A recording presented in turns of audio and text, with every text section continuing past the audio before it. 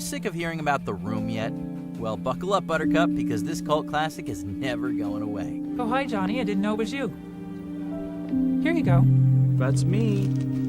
How much is it? It'll be $18. Here you go. Keep the change. Hi, doggy. You're my favorite customer. Not when there are still newcomers to director Tommy Wiseau's own unique brand of cinematic insanity. Some cult classics earn a reputation over time due to the quality of their content, but in Wiseau's case, it's how The Room is bereft of that quality. Because this is just getting worse and worse. I feel like I'm sitting on an atomic bomb waiting for it to go off. Me too. It's outlaw cinema via a car crash, where one man's Tennessee Williams fantasies are brought to the screen with weird dialogue, awkward sex scenes, and quotable moments that have burrowed their way into a subculture's subconscious. I did not hit her. It's not true. It's bullshit. I did not hit her. I did not.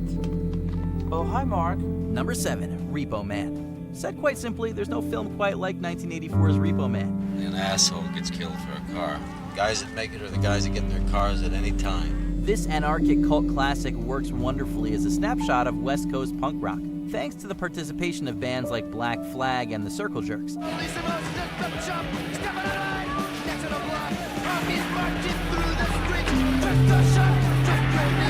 Beyond this, there's an underlying strangeness to Repo Man and its tale of working stiffs, weirdos, and a Chevy that may or may not belong to alien life.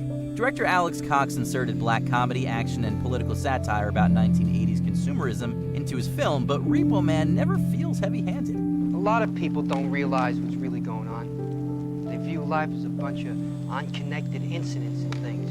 Instead, the film almost works like a dream or nightmare about a Los Angeles that may or may not exist. But hey, you'll have a blast going along for the ride. Number 6, Heathers. Heathers was remarkably ahead of its time back in 1989. Giving Veronica her shot. Her first Remington party. You blow it tonight, girl, and it's keggers with kids all next year. The film from director Michael Lehman and screenwriter Daniel Waters was prescient with its depictions of class, gender, and violence. Heathers is a comedy, sure, but it's absolutely black as pitch and presents high school as nothing short of a battleground, a human zoo of social landmines. Sorry, I'm just feeling a little superior tonight.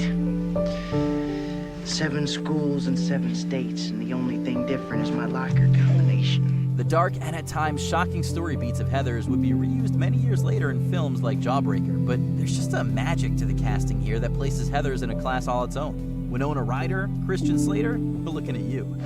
God, Veronica, drool much? His name is Jason Dean.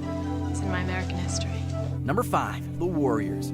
Okay, first things first, if you're gonna watch The Warriors, make absolutely sure that it's the theatrical original, and not Walter Hill's director's cut. Oh, just checking in.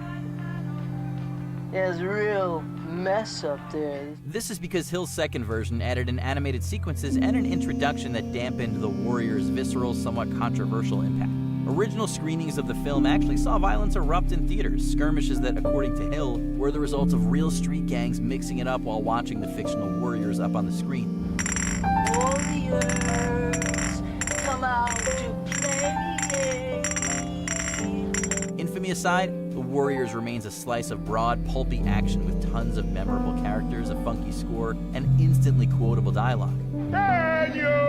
Many cult classics, it wasn't a financial success during its initial run, but time has been kind to Richard Kelly's bizarre science fiction vision. Critics applauded its mood and production design, while fans gravitated towards the disturbing character of Frank, as well as Donnie Darko's surreal style of storytelling. Where did you come from? Do you believe in time travel?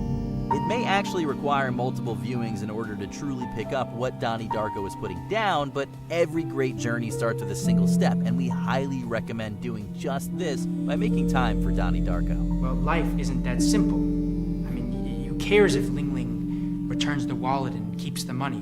It has nothing to do with either fear or love. Number 3, Clerks. What more can we say about a cult movie that was the ultimate example of putting it all on the table? Are you sure? Am I sure? Are you sure? Am I sure about what? Do you really want to buy those cigarettes? Are you serious? Director Kevin Smith sacrificed everything getting Clerks made, maxing out credit cards and bankrupting himself in order to bring the story of everyday retail slobs to the screen. Obviously it worked because we're here talking about it now, but Clerks is still hilarious and quotable. Shit, if I had known you were here, I'd have come even later. This is thanks largely to Smith's sharp and clever script, as well as the performances of Brian O'Halloran and Jeff Anderson as the titular clerks, while Smith and co-star Jason Mewes create magic with their Jay and Silent Bob characters. To quote the movie's poster, just because they serve you doesn't mean they like you. What you want, Grizzly Adams? Number 2, Big Trouble in Little China. John Carpenter has helmed some of horror's most celebrated classics like Halloween and The Thing, while also combining action-packed sci-fi with biting social satire. Yeah, and you remember what old Jack Burton always says at a time like that. Have you paid your dues, Jack? Yes, sir, the check is in the mail. Big Trouble in Little China was something a little different. A fantasy action picture with boundless imagination that still managed to feel like Carpenter to the core. I got a very positive attitude about this. Good, me too. Yeah. There's an element of the martial arts here, a level of choreography and scope that's a ways away from the director's independent roots. It all works though, thanks in part to star Kurt Russell and his boundless charisma. May the wings of liberty never lose a feather. Big Trouble in Little China is tons of fun, and once again proved John Carpenter's mettle and ingenuity behind the camera. Before we name our number 1 pick, here are some honorable mentions. Flash Gordon, sci-fi feast for the eyes. Flash! Ah!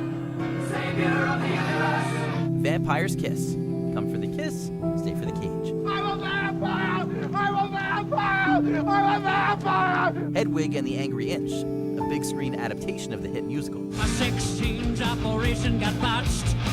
A guardian angel fell asleep on the watch. The Adventures of Buckaroo Banzai across the 8th dimension. Everybody in the pool for some genre-hopping strangeness. Thermopod on our tail, over. On Oh, so you want to play games? Which the stabilizer? Want to play hide and seek, huh? Black Dynamite, the ultimate tribute to classic blaxploitation. You know these guys with their... winks and smiles. Yeah. Faithful, hand in hand. This little film that could is actually both, as it's not out of the question to label the Rocky Horror Picture Show as something of a cultural phenomenon. Is it a musical? Yes. A comedy? Sure. But wait, it's also musical theater and the ultimate audience participation trick. The river was deep, but I swam it. Janet. The future is ours, so let's plan it. Janet. So please, don't tell me to can it.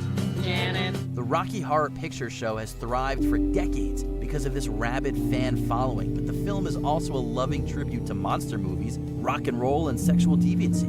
You know, good wholesome family fun. It's also essential viewing for any self-respecting student of weird and wild cinema.